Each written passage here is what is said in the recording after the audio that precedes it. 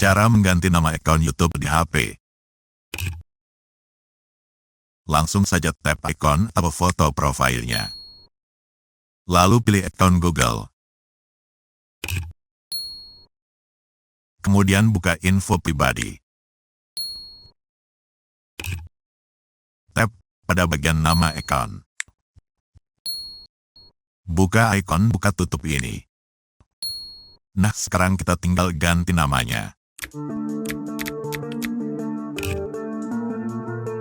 Lalu simpan.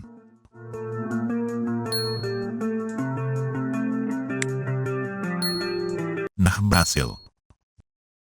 Jika bagi Anda namanya belum berubah, tak perlu heran. Karena perlu beberapa waktu dulu agar perubahannya jadi terlihat.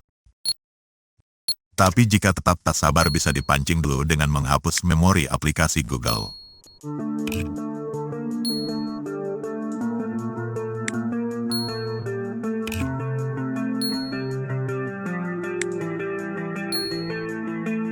Kemudian muat ulang atau restart HP-nya.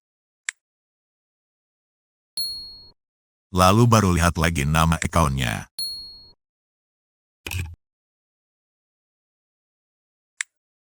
Nah, berhasil.